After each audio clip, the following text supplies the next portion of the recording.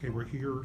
On the left is City Councilman Albert Holman. On the right is Mayor Michael Tubbs. On Tuesday night at the City Council meeting at the Bob Hope Theater,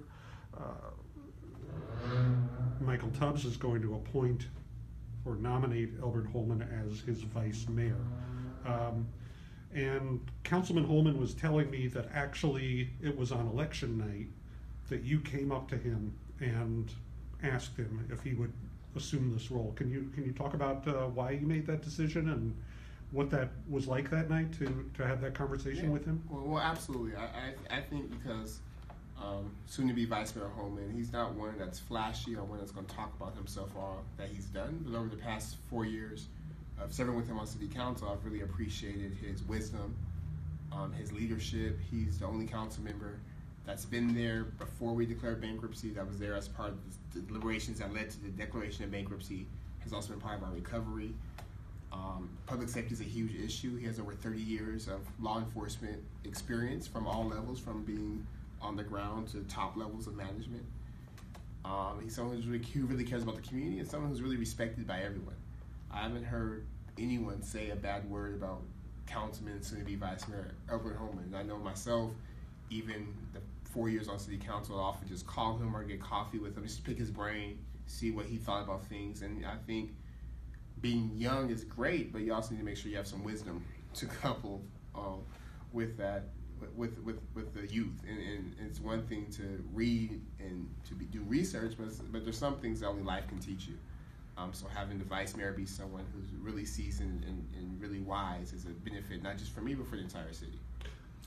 And you were saying a little while ago when we were talking that Mayor Tubbs may be young, but he's got wisdom beyond his years. Absolutely, and that's one of the things that I admire about Mayor Tubbs. And this is not a mutual admiration situation here. We're just speaking the facts, all right? Yes, sir. But I've watched him on the council, and I've looked at and considered his youthfulness, but I've also watched how he's grasped the issues. And we've had some serious issues that have come through the council in the last 4 years. And Michael has grasped those issues and really formulated viable solutions to them, that really made sense to me. And one of the things that I've really admired about him is as brilliant and bright as he is, he hasn't hesitated to ask for opinion from someone else. And I think that as a consensus builder and the leader of a group that's going to lead the 13th largest city in the state of California,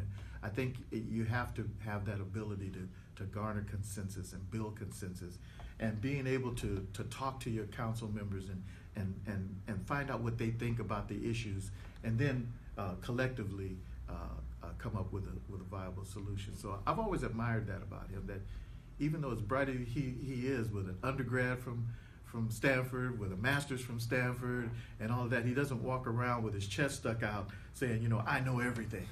He comes and he asks, what do you think about this? I need to know your opinion on it. Mm-hmm. So that's impressive to me.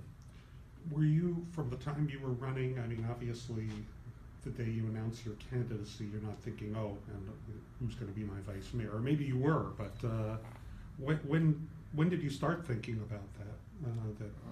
After I won the primary, mm-hmm. Pretty convincingly. I think we won the primary by 8 or 9 points. That's when I realized, okay, let me continue to focus on this campaign and job at City Council, but let me also be thinking about sort of what would make the most sense as a benefit for me and for the city, about who would be the vice mayor and what committee appointments would look like. Mm-hmm. We live in a city that's a majority city. And I know that young men and boys of color is an important subject for you. And do you think it'll mean something to young people in this city to look up at the dais and see that the city has its first black mayor, it's got a black vice mayor, that the leadership that that there are no limits here, that it is possible to reach that level and to achieve these things and to make a difference in the community? Well, I would say it's not enough just to be black, but you have a mayor and a vice mayor who are African American, and they're also incredibly competent, intelligent, smart, and going to be good examples and representations to the community. I think for the whole community, that's a huge thing to have kind of leadership that you could look to as leaders. And I also think, personally, Vice Mayor Holman's story is inspiring to me when he talks about how at one point in time he couldn't go north of Main Street growing up here, and now he represents the northernmost part in one of the most affluent parts of the city as the council member. Now will be vice mayor. I think for everyone, whether you're black, white, yellow, or green, that's like wow. And especially for Stockton, because I think people outside of Stockton have a different sort of idea of what Stockton is and what's reality. So this would kind of help people see that Stockton is a community where leadership is found in every sector, where the color of your skin, your culture is something to be proud of, but it's nothing to hide, and that you can still be who you are, come from different experiences, and still lead a diverse city. What do you want to gain from him as your vice mayor? How will you two interact? Will you go to him for to share ideas? And I mean, what's Well, you can ask soon to be Vice Mayor Holman. I probably bug a lot. I text them, what about this? Are you going to this? Are we doing this? Hey, send this email. You should read my email. Like, you just sent it. So I think for Vice Mayor Holman, he has 2 years left on this council. He's been here for 8.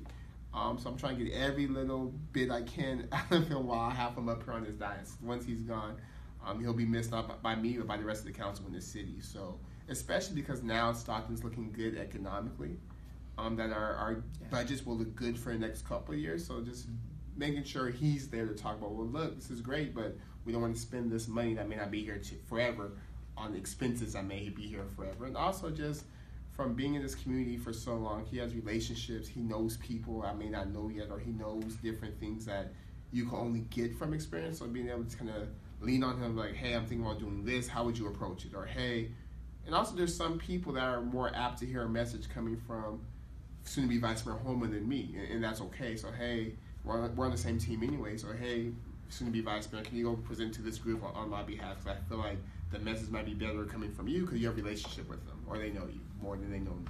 So I'm looking forward to it. It's gonna be great for the city. It's gonna be great 4 years, but I'm excited for the first 2. It's going to be Vice Mayor Holman as Vice Mayor. Okay. All right. Thank you.